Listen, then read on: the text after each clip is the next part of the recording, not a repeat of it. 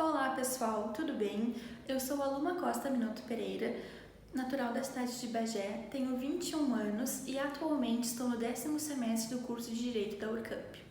Hoje vim apresentar para vocês o meu artigo que trata de acordos de leniência e a responsabilidade penal da pessoa jurídica no Brasil.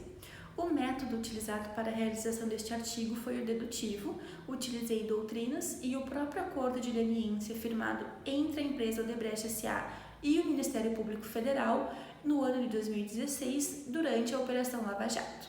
Vocês vão perceber com a leitura do meu artigo que logo em seu capítulo 1 eu trago a implementação do acordo de leniência no Brasil.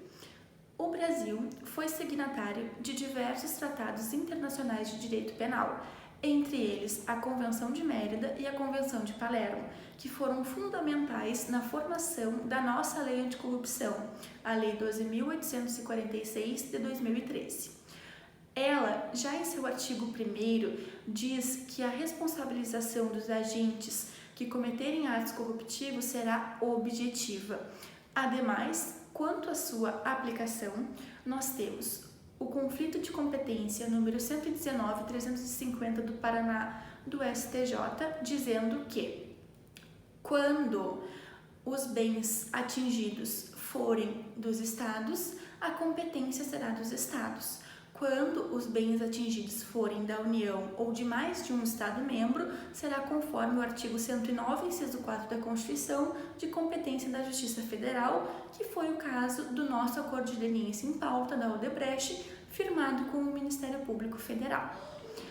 Passando para o capítulo 2, nós temos a relevância do dispositivo 12.846 de 2013 para o combate aos crimes corruptivos no país e o acordo de leniência em si. A LAC revolucionou o nosso sistema penal na medida em que antes dela nós tínhamos a corrupção retratada no nosso Código Penal em 3 artigos. Um deles se referia à corrupção de menores, o outro era da corrupção ativa e ainda o último da corrupção passiva. A partir da LAC, nós podemos, além de responsabilizar penalmente as figuras agentes ativas dos 3 artigos já mencionados, também os seus partícipes e coautores. Ademais, trago que Hansemer afirma que com um novo perfil de criminoso, nós precisamos de novas medidas investigativas e que ajudem no processamento das práticas criminosas que envolvem a corrupção, principalmente aos agentes de dentro do governo e de fora dele, como é o caso das pessoas jurídicas. Outro ponto importante que afirmo é que Rocha nos diz que a responsabilidade objetiva auxilia na persecução penal dos agentes. Passando para o meu 3º capítulo, nós temos a possibilidade de responsabilização penal da pessoa jurídica no Brasil. Este artigo é muito importante e, de saída, já afirmo aos senhores e senhoras que estão assistindo que não temos hoje no Brasil algum dispositivo ou posicionamento majoritário no sentido de responsabilizar penalmente a pessoa jurídica por atos que não sejam crimes ambientais. Explico melhor. Hoje no Brasil, nós só temos a punição penal para a pessoa jurídica se ela cometer crimes ambientais. No mais, ela só pode ser punida por ilícitos administrativos ou no âmbito civil. Por isso que nós temos esse choque ao encontrarmos que o acordo de leniência vai eximir a pessoa jurídica de responsabilidade penal. Ora, se ela não pode ser punida por crime que não seja ambiental, que responsabilidade penal ela teria por cometer ilícitos ou crimes financeiros? Este questionamento eu deixo em aberto na medida em que indico que Hansemer criou uma espécie jurídica híbrida administrativa, civil e penal que aponta como possibilidade de punição à pessoa jurídica algo que já existe em nosso ordenamento jurídico, que é a sua desconsideração. Havendo a desconsideração da pessoa jurídica, as pessoas físicas que efetivamente tomaram as decisões pela pessoa jurídica é que podem ser responsabilizadas da forma coercitiva, que é a forma com que o direito penal atualmente trata aquelas pessoas que o transgridem. Nesse sentido, deixa o questionamento em aberto, afirmando que não seria mais fácil, assim como acontece quando as pessoas jurídicas ou cometem fraudes ao fisco ou fraudam os seus próprios clientes, a sua desconsideração para que os envolvidos, os seus mandantes, os seus dirigentes fossem atingidos? Nós temos, dentro do âmbito da Operação Lava Jato, os dois casos. Tanto os dirigentes da empresa Odebrecht quanto a empresa pessoa jurídica foram acusados e estão sendo processados. Mas o acordo de leniência serve para eximir a pessoa jurídica da responsabilidade penal, que, como eu já disse, fica em aberto, e das multas, eventuais punições administrativas e também a punição definitiva de não mais receber incentivos governamentais, o que interessa muito para todas as empresas. Passando para o capítulo 4, que é onde eu comento algumas das cláusulas do acordo de leniência firmado pela empresa Odebrecht e o Ministério Público Federal. Neste momento, vou pedir a gentileza de que os senhores acompanhem comigo junto com o meu artigo, porque assim os senhores vão poder ver a redação das cláusulas que comento enquanto escutam o comentário da doutrina. A primeira cláusula, que eu acho muito importante e digna de estudo, é a cláusula 4ª, na medida em que respeita integralmente o princípio nemo tenetur sede tegere, do latim não produzir prova contra si mesma, quando o zeloso encarregado do MPF por este acordo determina que, se as provas entregues pela pessoa jurídica não forem utilizadas no âmbito da investigação, elas não serão usadas para outras denúncias ou outras investigações, a não ser que tenham sido descobertas de outra forma. Então, resguarda a pessoa jurídica de fornecer as suas informações e, caso elas não fossem ser utilizadas, mesmo assim ser denunciada ou processada.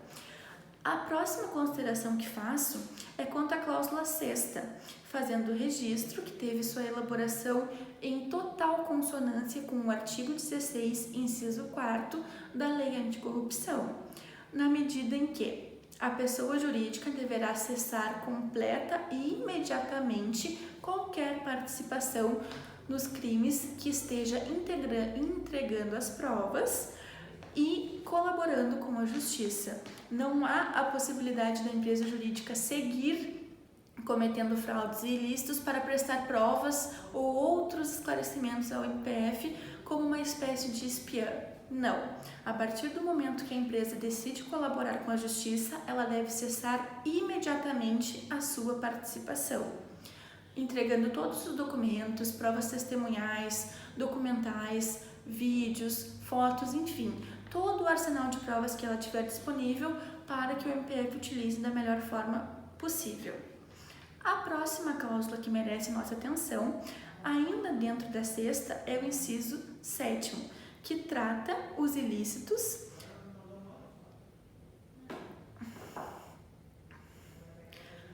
A próxima cláusula que merece a nossa atenção é a 6ª, no seu inciso 7º, porque exige boa-fé e honestidade dos seus pactuantes. Acordo de leniência, o próprio nome já diz, é um acordo, e se nós nos debruçarmos nos ensinamentos do direito civil, os acordos podem sim exigir boa-fé, honestidade e outros princípios dos seus pactuantes. Então não há problema nenhum, embora cause estranheza, pactuarmos com alguém que cometeu um ilícito exigindo honestidade e boa-fé. Essa cláusula está absolutamente perfeita aos olhos do direito penal e aos olhos do direito civil. A próxima cláusula, ainda dentro da 6ª, é o seu inciso 8º. Nessa cláusula temos que ter bastante atenção, pois somente ela já renderia um artigo sozinha.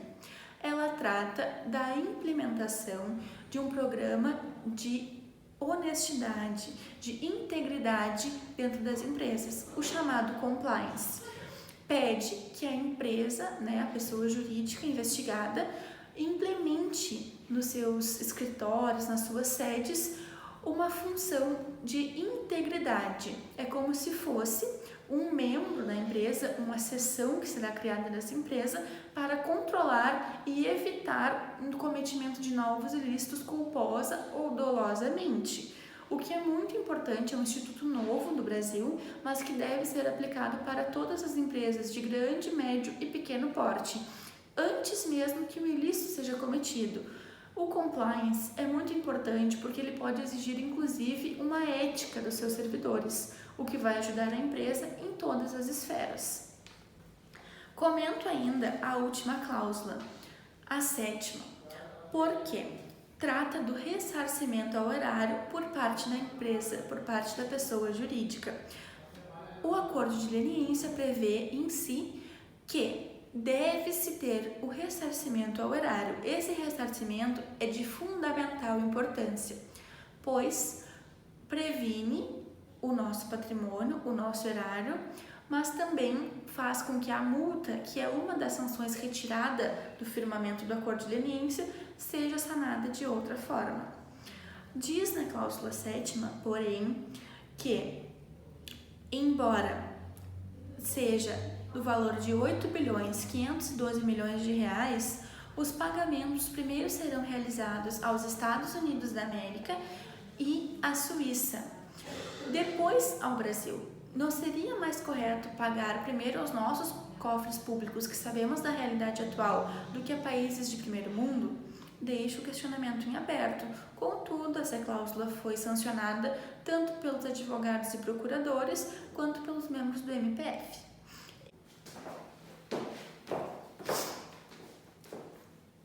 Em minhas considerações finais, trago algumas de minhas inquietações.